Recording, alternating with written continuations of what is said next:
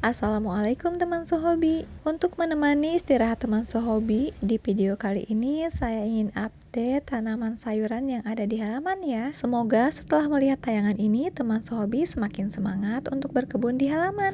Yang pertama ingin saya tunjukkan adalah cabai hitam ini ya teman sehobi. Ini merupakan cabai keriting yang kami tanam, tapi pada akhirnya berbuah dengan warna ungu kehitaman seperti ini teman sehobi. Sekalian saya ingin membagikan tips peremajaan tanaman cabai ya. Jadi jika teman sehobi memiliki tanaman cabai yang sudah kurang produktif, jangan langsung dicabut atau dibuang ya teman sehobi. Teman sehobi bisa mengganti media tanamnya, kemudian melakukan beberapa pemangkasan di ujung batangnya. Insya Allah setelah dilakukan pemangkasan akan tumbuh pucuk-pucuk baru yang lebih segar. Kemudian pucuk-pucuk baru itu akan kembali berbunga dan berbuah teman sehobi. Selanjutnya mengenai musim hujan yang biasanya mengakibatkan tanaman cabai mengalami pengkeritingan pada daun-daunnya. Nah, yang kami lakukan terhadap kejadian seperti ini adalah menambahkan media tanam yang bersifat menyerap air. Walaupun membutuhkan waktu yang cukup lama, namun pada akhirnya pucuk-pucuknya tumbuh tanpa keriting lagi teman sehobi. Bagi teman sehobi yang memiliki cara lain dalam mengatasi daun keriting, boleh di-share di kolom komentar ya. Sebetulnya tanaman cabai bisa memiliki usia yang panjang jika kita pandai merawatnya.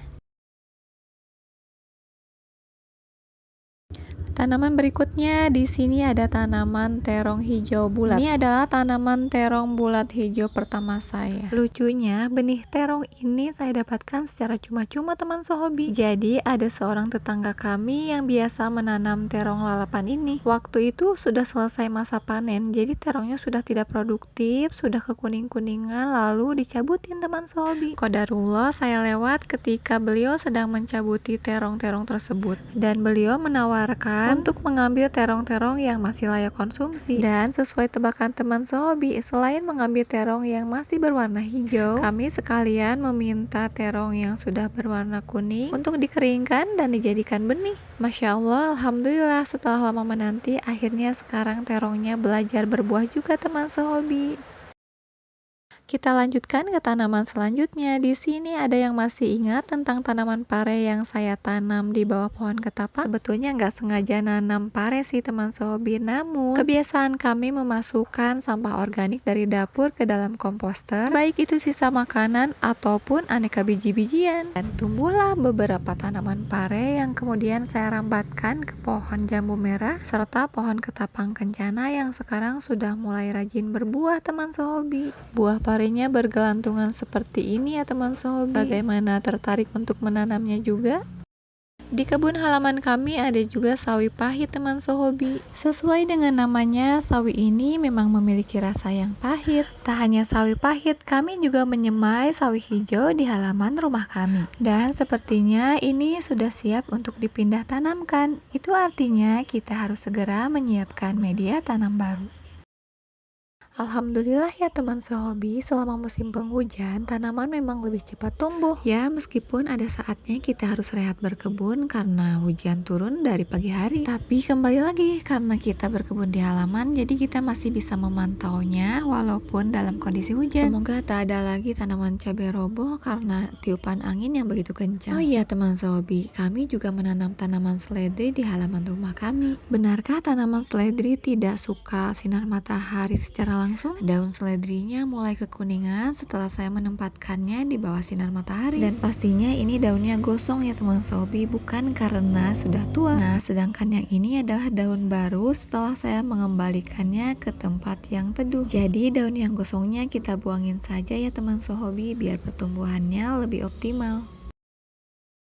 Sebetulnya ini bukan kali pertama kami menanam seledri di halaman. Sebelumnya kami pernah menanamnya sisa dari masak di dapur. Hanya saja daun seledri kala itu tidak mengalami gosong seperti saat ini karena ya kami tidak pindah-pindahkan tempatnya, benar-benar full di bawah naungan. Alhamdulillah kala itu pertumbuhannya subur sampai bisa berbunga dan menghasilkan biji teman sehobi. Kemudian bijinya saya semai dan terus berulang seperti itu. Ya, jadi cukuplah untuk kebutuhan membuat sup ayam misalkan. Tapi saat musim kemarau tahun kemarin itu kan cukup lama tuh, dan saat itu sempat mengalami krisis air. Pada akhirnya seledrinya mati kekeringan teman sehobi.